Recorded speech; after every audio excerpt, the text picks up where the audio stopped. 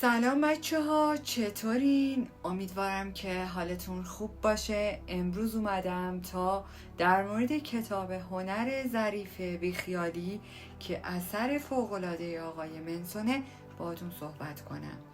آقای منسون توی این کتاب به ما یاد میده که چطوری با بیخیالی اما آگاهانه رفتار کنیم. پس اگه دوست داری یاد بگیری با من همراه باش.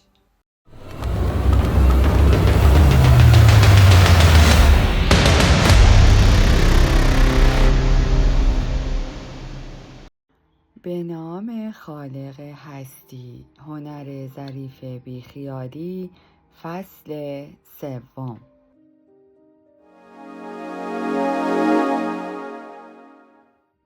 قبل از اینکه خوندن کتاب رو آغاز کنم میخوام از تو دوست عزیز کانال منو سابسکرایب کنی، به دوستان خودت معرفی کنی و برای من اون کتابی رو که میخوای خونده بشه کامنت کنی. تو استثنا نیستی. یه زمانی پسری رو میشناختم، بیایید بهش بگیم جیمی همیشه خدا مشغول و گرفتار چندتا استارتاپ و سرمایه گذاری مختلف بود. هر بار که ازش میپرسیدی خب جیمی چه خبر، شروع میکرد به نام بردن چندتا شرکت که بهشون مشاوره میداد، یا از یک اپلیکیشن خدمات پزشکی برات حرف میزد که براش دنبال سرمایه گذار بود، یا در مورد چند تا رویداد خیریه که قرار سخنرانش باشه، یا از ایدهش برای یک پمپ گاز جدید و کارآمد که قرار میلیون‌ها دلار براش درآمد داشته باشه.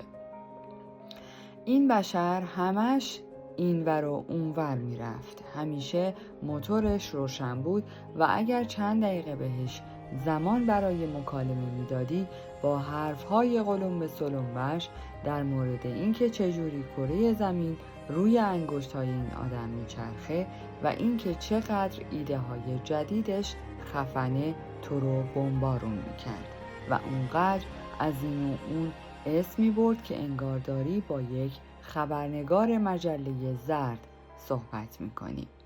جیمی همیشه حرفهای مثبت میزد، همیشه سعی میکرد زبان زده همه باشه و دنبال راههایی بود که منافع خودش رو پیش ببره. مشکلی که همه ازش خبردار نبودن این بود که علاوه بر همه این فضیلت‌ها جیمی یک آدم تنبل بود. از اون مدل آدم‌ها که همش حرف و لفظ میاد و عمل نمی‌کنه. بیشتر وقتها چت بود و همونقدر که روی ایده های کسب و کاریش هزینه میکرد همونقدر هم روی خوشگذرونی و کلاب رفتن و رستوران های لاکچری هزینه میکرد. جیمی یک انگل حرفه‌ای بود، کسی که با سرمایه با جون و دل جمع شده خانواده و اطرافیانش زندگیش رو میگذروند و اونها رو با ایده های غلطی در مورد سودآوری هنگفت آینده تکنولوژی خام کرده بود. آره خب، بعضی وقتها یه حرکت‌های ریزی می اومد، تلفنش رو بر می داشت و مثلا به کله گنده های کسب و کاری زنگ می زد و الکی کلی اسم قلمبه سلمبه به زبون می آورد، ولی آخرش چی؟ هیچ کدوم از اون سرمایه گذارها به چیز درست درمونی تبدیل نشد. ولی این آدم سالها به همین روش ادامه داد و با پول دوست دخترها و اقوام زندگیش رو گذروند. به گاترین قسمت داستان اینجاست که جیمی در این مورد حس خوبی داشت. اعتماد به نفس عجیب و متوهمی داشت. آدم‌هایی که بهش میخندیدن یا گوشی رو روش قطع میکردن. به عقیده خودش تنها فرصت زندگیشون رو از دست دادن. آدم‌هایی که از ایده های کسب و کاری ساختگیش انتقاد می‌کردن برای درک نبوغ جیمی. زیادی نفهم و بی تجربه بودن. آدم‌هایی که سبک زندگی انگلوارش رو به روش می آوردن، حسود بودن و کسانی بودن که در موردش نفرت پراکنی و به موفقیت‌هاش حسادت می‌کردن. جیمی گاهی درآمدی هم داشت، اگرچه بیشتر وقتها با دغل‌بازی و تقلب، مثل ایده کسب و کاری یکی دیگه رو به عنوان ایده خودش می‌فروخت، یا با زرنگی و حیله‌گری از کسی پول قرض می‌کرد، یا بدتر از همه یک بنده خدایی رو قانع می‌کرد که روی استارتاپش سرمایه گذاری کنه. حتی گاهی از مردم پول می‌گرفت که براش سخنرانی کنه. در مورد چی خدا میدونه. بدترین قسمت ماجرا اینجاست که جیمی به جفنگیات خودش ایمان داشت. مولای درز توهماتش نمی رفت. صادقانه بگم سخت می شد از دستش عصبانی شد. یه جورایی شگفت‌انگیز بود واقعا. در دهه 1960 میلادی بالا بردن عزت نفس، این که در مورد خودت حسها و فکرهای مثبت داشته باشی، طرفداران پر و پا قرص زیادی رو در روانشناسی پیدا کرد.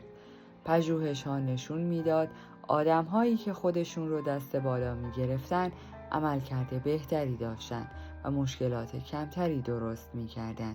بسیاری از پژوهشگران و سیاستگزاران اون زمان به این عقیده رسیده بودند که بالا بردن عزت نفس جامعه میتونه به منافع اجتماعی ملموسی منجر بشه.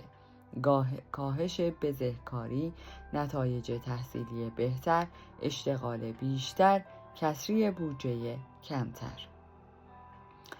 در نتیجه اوایل دهه بعد یعنی 1970 روش‌های بالا بردن عزت نفس به پدر و مادرها آموزش داده شد.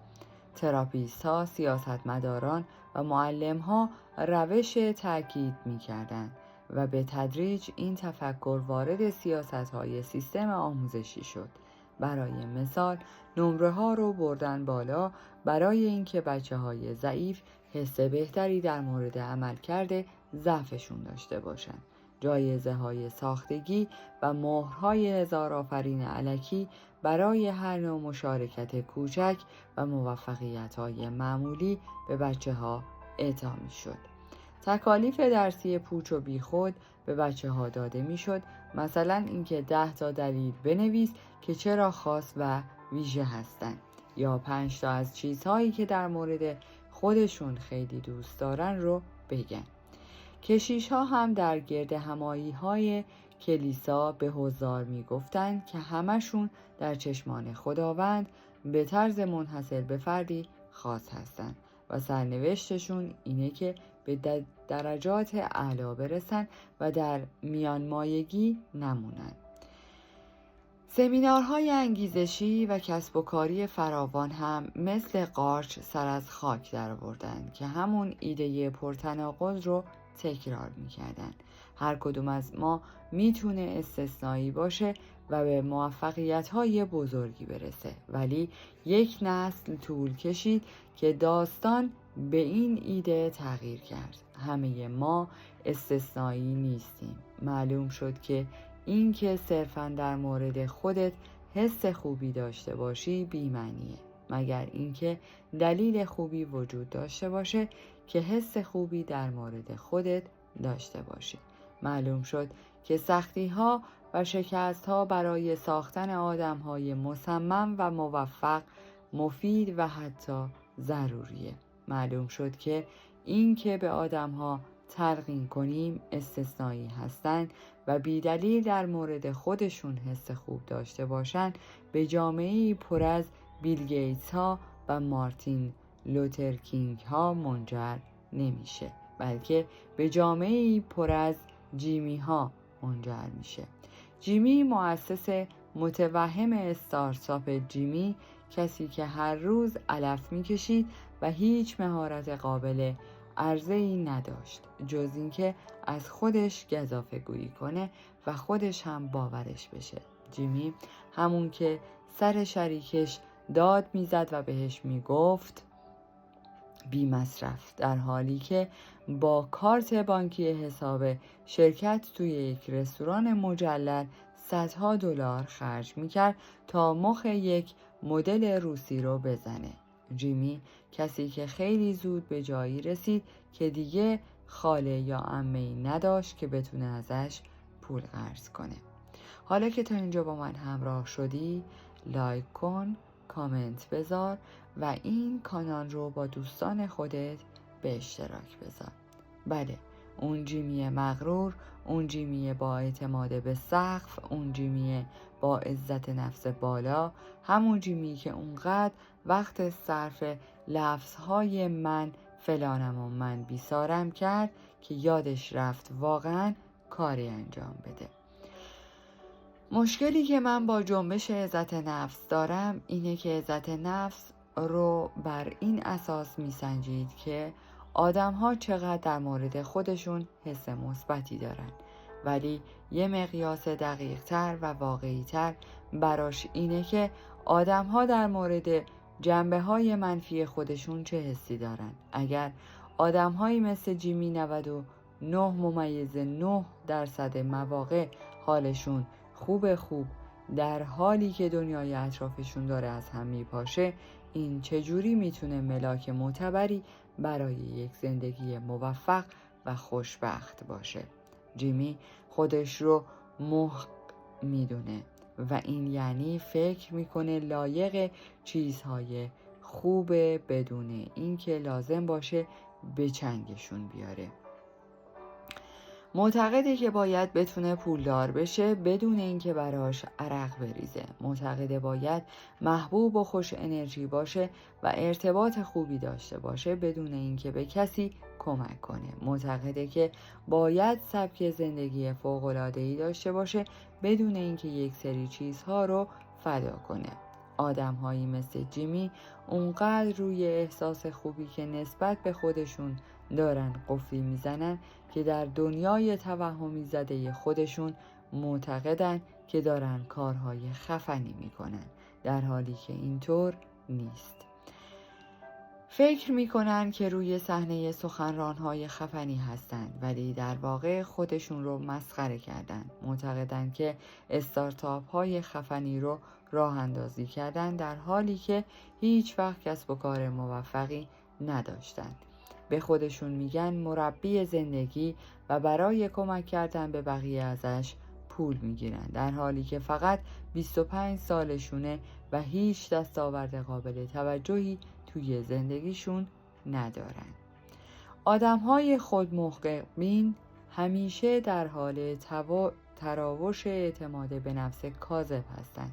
این اعتماد به نفس میتونه بقیه رو حداقل تا مدتی گول بزنه. در برخی موارد اعتماد به نفس کاذب این آدم میتونه مصری باشه و به آدم‌های اطرافش کمک کنه به خودشون اعتماد بیشتری داشته باشن. با وجود همه دغل‌کاری‌های جیمی باید اعتراف کنم که بعضی وقتها معاشرت باهاش خوش میگذشت. وقتی کنارش بودی حس میکردی شکست ناپذیری.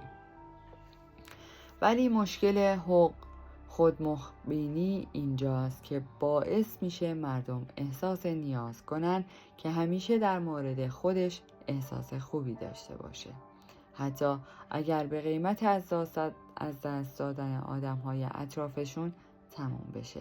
و چون آدم‌های خودمحققین همیشه نیاز دارن در مورد خودشون حس خوبی داشته باشن، بیشتر وقتشون رو صرف فکر کردن در مورد خودشون میکنن. به هر حال زمان و انرژی زیادی لازمه که خودت رو قانع کنی. گوه خودت بوی گند نمیده، مخصوصا وقتی که توی توالت زندگی کنی. وقتی یک نفر درون خودش یک الگوی فکری رو ساخته که هرچی اطرافش اتفاق میفته رو به نفع اثبات مهم بودن خودش تفسیر کنه، سخته که اون رو از اون سیستم فکری بکشی بیرون. اگر باهاش بحث کنی، اونها فکر میکنن کسی هستی که نمیتونی میزان باهوش بودن، با استعداد بودن، خوشتیپ بودن، موفق بودن اونها رو تاب بیاره. خودمحقبینی همیشه در حبابی از خودشیفتگی جا خوش میکنه و هر چیزی رو تغییر شکل میده تا جا پاش رو صفر در کنه. آدم‌های خودمحقبین هر رخدادی در زندگیشون رو به مثابه تایید یا تهدیدی برای عظمت و خفنیت خودشون میبینن.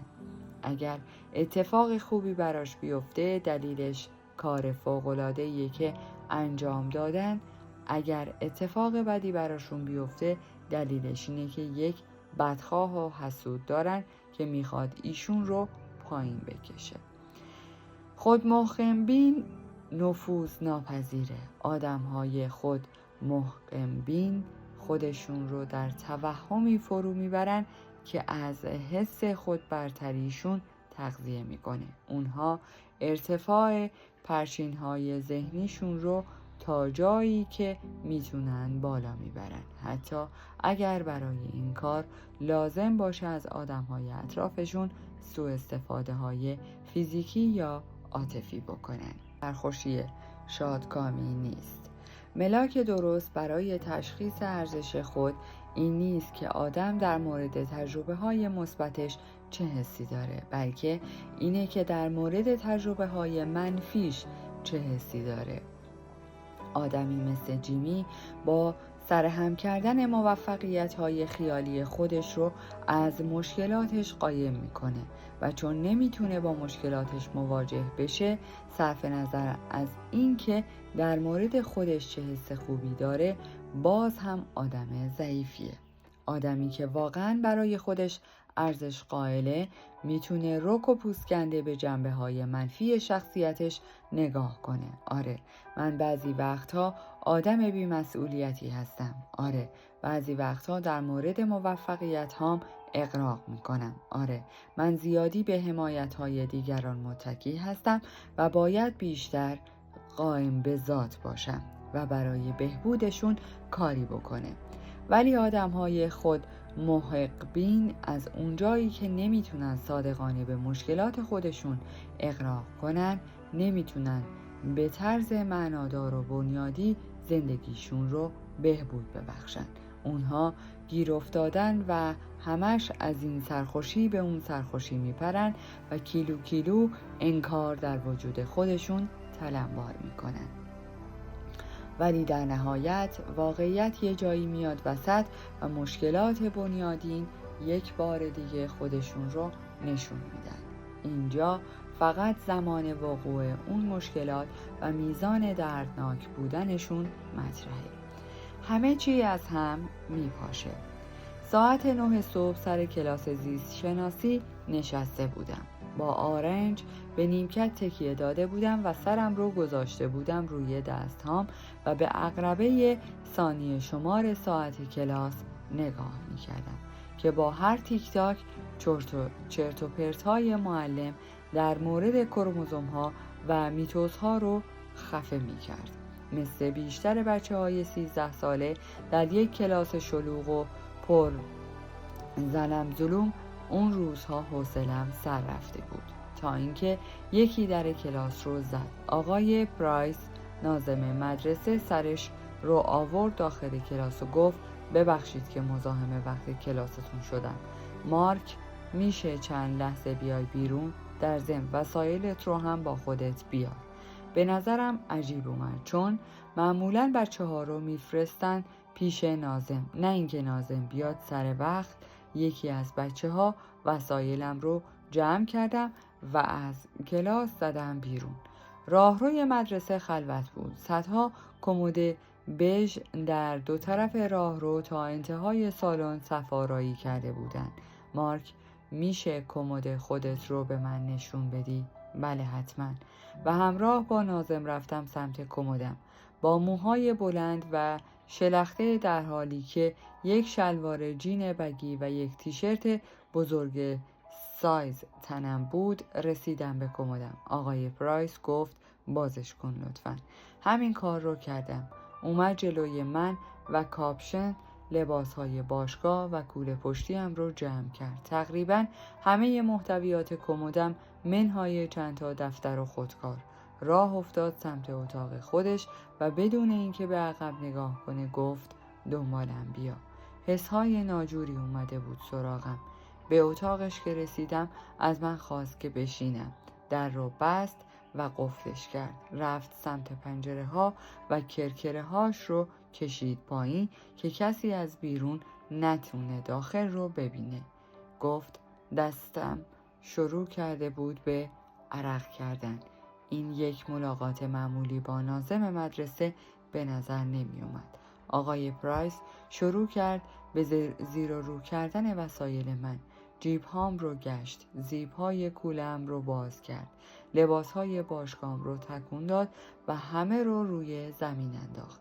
بدون اینکه سرش رو بلند کنه و به هم خیره بشه ازم پرسید میدونی دنبال چی میگردم مارک؟ نه. مواد. این کلمه لرزه انداخت بر بدنم. مواد؟ چجور موادی؟ ناظم با یک نگاه خیلی جدی به هم خیره شد و گفت نمیدونم. تو چجوره شو داری؟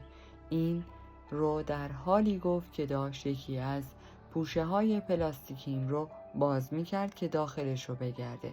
عرق مثل زائده های قارچی از پوستم میزد بیرون. از کف دستم شروع شده بود و حالا به بازوها و گردنم رسیده بود. خون به سمت مغز و کله‌ام سرازیر شده بود و شقیقه ها مثل چی زغزغ می کرد. مثل هر بچه 13 ساله‌ای که به حمل و فروش مواد مخدر در مدرسه متهم شده بود میخواستم فرار کنم و به یه جایی قایم بشم. گفتم نمیدونم راجع به چی دارید حرف میزنید، ولی لحنم خیلی متزلزل‌تر از اون چیزی بود که میخواستم. حس کردم که الان باید لحن مطمئن‌تری داشته باشم، یا شایدم نه. شاید باید ترسیده باشم. دروغگوها باید لحن مطمئنی داشته باشن یا وحشت زده، چون هر جوری که هستن من میخوام برعکسش باشم، ولی عوضش نامطمئن و متزلزل بودنم بیشتر هم شد. در واقع متزلزل بودنم به خاطر اینکه متزلزل به چشم می اومدم باعث شد بیشتر متزلزل بشم. همون چرخه لعنتی جهنمی. حالا میبینم و همزمان شروع کرد به تفتیش کوله پشتیم که 1000 تا جیب و زیب داشت و هر کدوم پر بود از خرت و پرتای یک نوجوان در اون سن و سال. خطارهای رنگی، یادداشت‌های مخفیانه‌ای که سر کلاس رد و بدل شده بود، سیدی های موزیک دهه 90 با جلدهای ترک خورده، ماژیک های خشک شده و یک دفتر طراحی کهنه که نصف صفحه هاش کنده شده بود. گرد و خاک، کرک و پرز و کلی آشغال دیگه که طی سالها زندگی در دوران جان فرسای دبیرستان جمع شده بود. فکر کنم عرقهام داشتن با سرعت نور پمپاژ می شدن، چون زمان کش اومده بود و نمی گذاشت. انگار اون لحظه هایی که سر کلاس زیست شناسی صرفاً ثانیه هایی بودند اینجا به دوره های دیرینه سنگی تبدیل شده بودند و من هر دقیقه داشتم پیر می شدم و می مردم. فقط من بودم آقای پرایس و کوله من که انگار ته نداشت. یه جایی نزدیک به دوره میان سنگی آقای پرایس به جستجو در کولم پایان داد. حالا که هیچی پیدا نکرده بود یه جورایی قاطی کرده بود. کولم رو سر و ته کرد تا همه آشغالها بریزه کف اتاق. الان دیگه اون هم مثل من با شدت داشت عرق میریخت. غیر از اینکه به جای وحشت در آقای پرایس خشم داشت زبانه میکشید. پس امروز موادی در کار نیست. نه. و سعی کرد وقتی این رو میگه عادی به نظر برسه. من هم گفتم نه. وسایلم رو پخش و پلا کرد. همه چی رو از هم جدا کرد و همه رو در توده های مجزا کنار وسایل باشگاه هم جمع کرد. حالا کاپشن و کوله پشتیم مثل جسم های بی جان و بی هویتی روی زانویش افتادن. یک نفس عمیق کشید و به دیوار خیره شد. مثل هر بچه 13 ساله‌ای که داخل یک اتاق ترسناک با یک مرد عصبانی گیر افتاده و اون مرد داره وسایل‌هاش رو پخش و پلا میکنه میخواستم گریه کنم. آقای پرایس محتویاتی که کف زمین طبقه بندی کرده بود رو با دقت وارسی کرد. هیچ چیز غیر قانونی، هیچ نوع مواد مخدر یا حتی چیزی مغایر با قوانین مدرسه پیدا نکرد. آهی کشید و کاپشن و کوله پشتی رو پرت کرد کف زمین. به جلو خم شد و آرنج‌هاش رو روی زانوش قرار داد تا صورتش همسط با صورت من باشه. مارک، یک فرصت دیگه بهت میدم که باهام رو راست باشی. اگر باهام رو راست باشی این قضیه خیلی بهتر برات تموم میشه. اگر معلوم بشه که داری دروغ میگی اوضاع خیلی بد میشه برات. آب دهنم رو با صدا قورت دادم و ملتمسانه ادامه داد. حالا راستش رو بگو. امروز مواد آوردی با خودت؟ همزمان که داشتم درون خودم با اشک‌ها و جیغ‌هایی که می‌خواستن بریزن بیرون مبارزه می‌کردم، به چشم‌های مأمور شکنجه زل زدم و با صدایی که حاکی از یک آز بکش بیرون خاصی بود گفتم نه، من مواد ندارم. اصلا نمیدونم راجع به چی دارید صحبت میکنید. با صدایی حاکی از تسلیم شدن گفت باشه، پس فکر کنم میتونی وسایلت رو جمع کنی و بری. برای آخرین بار به کوله پشتی کج و موج من که مثل یک پیمانه شکسته روی زمین افتاده نگاهی انداخت. خیلی یهویی پاشو گذاشت روی کوله که آخرین تلاشش رو برای جستجو کرده باشه. با ترس و لرز زیادی منتظر نشسته بودم که پاش رو برداره و من وسایلم رو جمع کنم و برم سراغ بقیه زندگیم و این کابوس رو فراموش کنم. ولی پاهاش رفت روی یه چیزی و در حالی که با نوک پاش به قسمتی از کولم اشاره کرد پرسید این چیه؟ چیه؟ یه چیزی اینجاست. کوله رو برداشت و با دقت شروع کرد به لمس کردن کف کوله پشتیم. اتاق داشت برایم کج و موج می شد. همه چی در هم و بر هم بود. وقتی بچه بودم موجود باهوشی بودم. خوشمشرب هم بودم. ولی کله خر هم بودم. یک کله خر یاغی که گاهی دروغ هم سرهم می کردم. پر از خشم و نفرت بودم. وقتی 12 سالم بود سیستم امنیتی خونه رو با استفاده از آهنربای یخچال هک کردم که بتونم نصف شبها دزدکی از خونه بزنم بیرون. من و دوستم ماشین مادرش رو خاموش و دنده خلاص هل می دادیم تا سر خیابون که یواشکی ماشین رو برمی داریم و بریم دور بزنیم.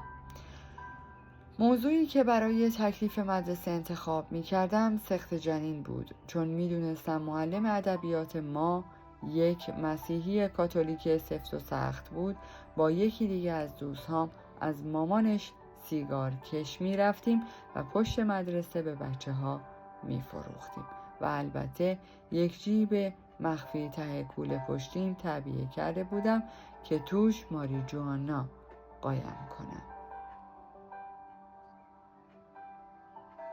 در پایان از شما دوستان عزیزم می‌خواهم برای حمایت بیشتر ما کانال ما را به دوستان خود معرفی کنید.